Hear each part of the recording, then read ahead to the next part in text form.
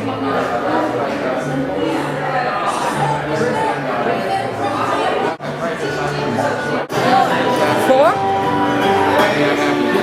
entire period that the game was running, which was 3 months. I hope that answered your question.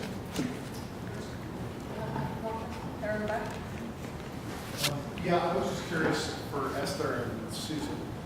Were there ever instances of people playing in bad faith, like throwing misinformation into the mix? And if so, how did you deal with it in interesting ways?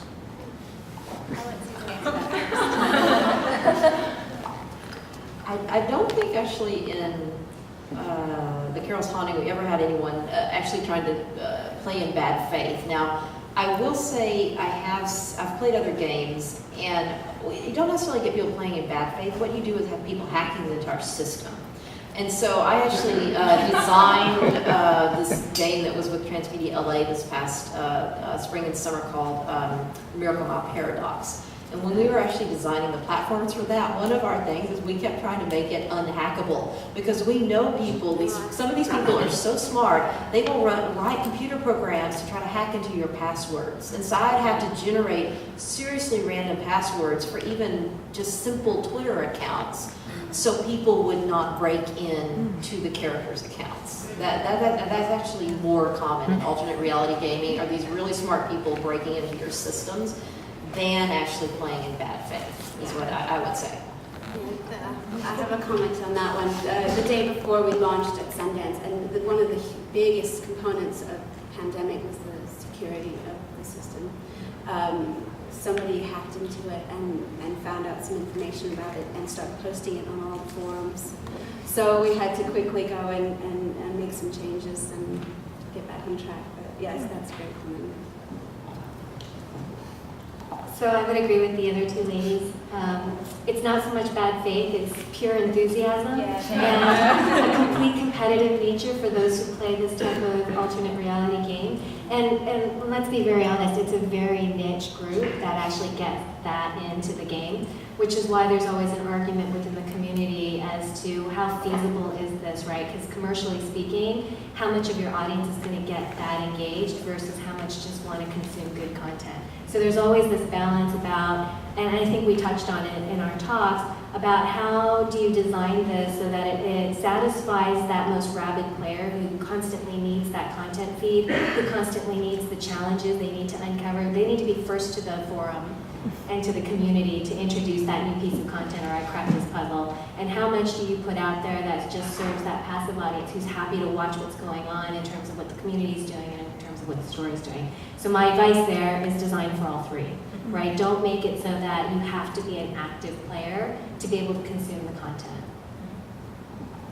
There are some red herrings out there to get them onto other tracks. One more question.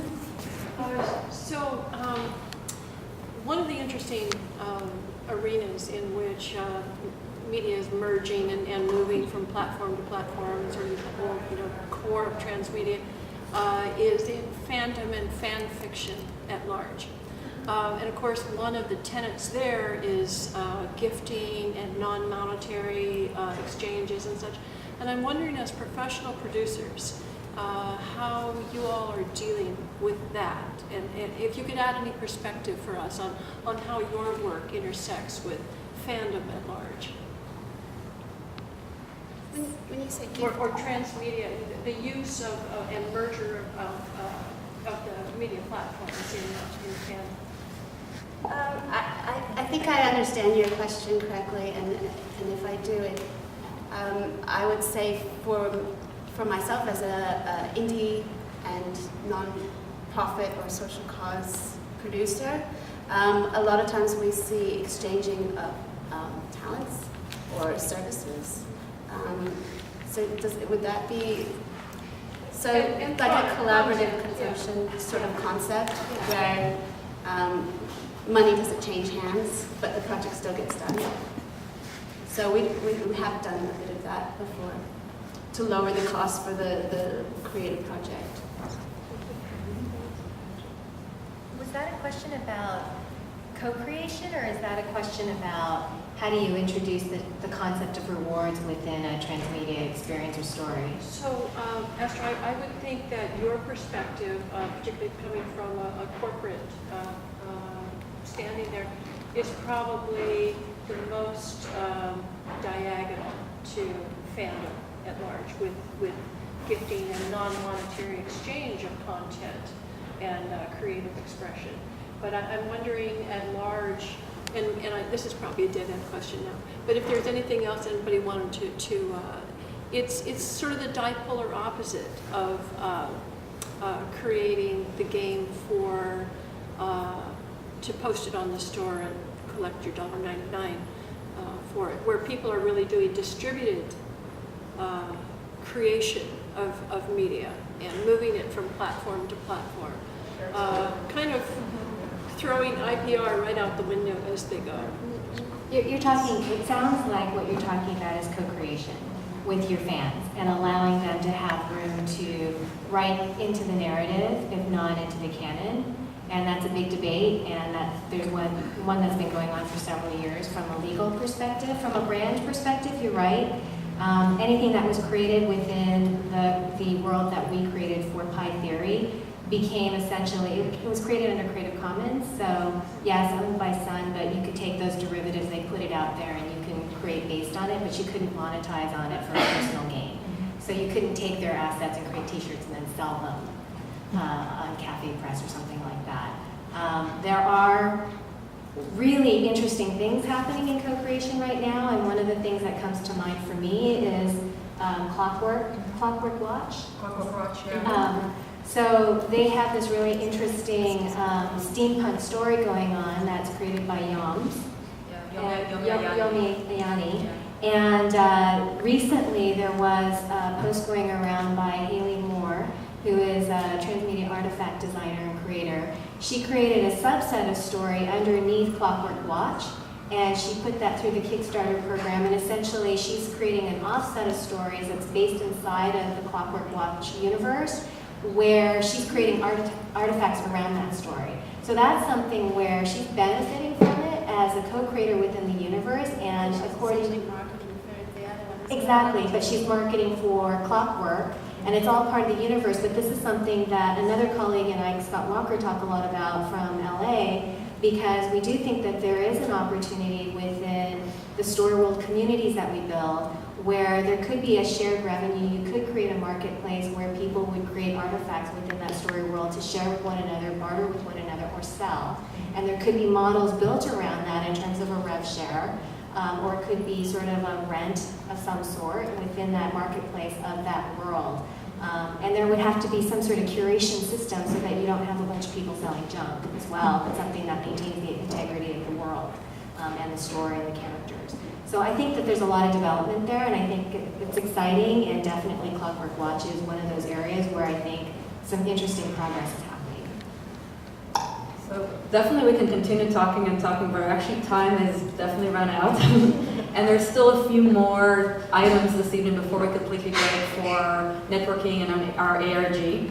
So I really, really want to thank all of you for sharing your amazing story world with us. And all your knowledge, and definitely these ladies up there, a wealth of knowledge in a lot of diverse transmedia story worlds, and a lot of knowledge.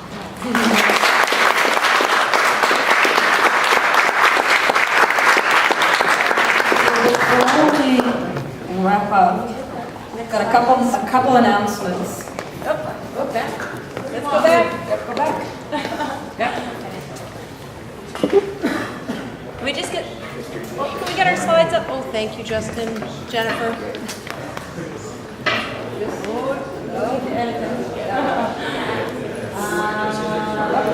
Back. There we go. Yeah, next. Yeah, there we go. I've got it. So we need you. We're expanding faster than we know how to deal with it. So we actually are looking for some volunteers. And hopefully one day beyond volunteers. But right now we're looking for a social media and PR person, looking for more sponsorship relationships, and people to help us with these events. We've been doing them on a monthly basis. We're not going to do one in December but we're doing them almost every month. Our next one is actually on the 28th of January, and in a second I'll show you that. But before that, our actual, well, we'll start with this one and we'll go back to the 28th. But on the 1st of February, at least you want to come talk about this? Come on up. We announced it last month, but we actually changed the date. It's February 1st. This is the final date. It's the final date. We're not moving it anymore. Thank you. Hello, everyone. Anyone knows what a hackathon is? Yeah, cool. All right, dig it. So a hackathon is a format of event where you gather people for usually a weekend and you get them to prototype stuff for a whole weekend. This is usually something that happens in the tech world. There's some game jams, and we are organizing Startup Weekend Transmedia, the very first of its kind, in San Francisco at Soma, a really cool co-working space. It's going to happen on the 1st, 2nd, and 3rd of February, and people are going to get to prototype transmedia projects or stories about the topic the city. And tonight we're happy to announce that the City and County of San Francisco is actually supporting the event and will award a special Urban Innovation Award to people who have a specific who try to solve a specific civic or social matter in the city. So yeah, we're really proud to announce this, and we'll have a lot of announcements coming up. So follow us on Twitter at SW Transmedia, and you can find us on our Transmedia SF website, all the information, and we'll be in touch, and we hope you can participate and join us. Thank you. 5 days before that, we're going to have Jonas Sachs winning the Story Awards. If you haven't read this book, it's amazing. He talks about empowerment marketing versus the marketing as it is right now, the status quo. And if you actually go to winningthestoryawards.com, there's a wonderful, one of the chapters is animated because Jonas is also the founder of Free Range Studios, a cause branding agency, really great, from Berkeley and Washington, D.C. And we have 3 announcements. Do you want to go ahead? Oh, sure. Yeah. So one of our members, thanks everybody for being here.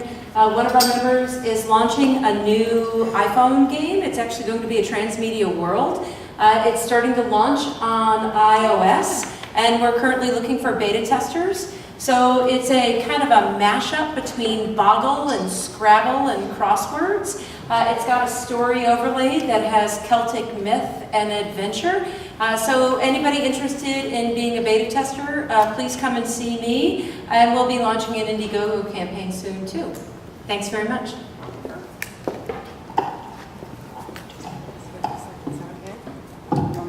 Yes, would you? Okay. Hi, I'm Jennifer Kincaid. I'm launching on Kickstarter next week my new coloring book project. It's a co-creation opportunity on Kickstarter, and then it's going to, after the co-creation opportunity and the Kickstarter campaign ends, it's going to be a crowdsourced art project where people receive this coloring book and they color it in. Here's a piece I did called "I Love My Day Job at the Bank," and so what I'm offering on Kickstarter for rewards is naming opportunities within the book where you can get your phrase or your name or your dedication. There's lots of things that are going to be going on. Please feel free to contact me at artfulalphabet.com, and thank you, Beth. And I'll make sure that I get out a book to you to be distributed. It's going to be distributed in digital form and in hard copy for different levels of the reward, and in digital form, wide distribution, culminating in an art exhibition. I hope that you come and participate. I really appreciate everybody's contributions, and it's going to be a great fun, culminating in an exhibition and a big party in San Francisco, so all of you can come. Thank you. Great. And Justin? Hey guys, so some of you may know me, but we're working on this project, and it's a board game.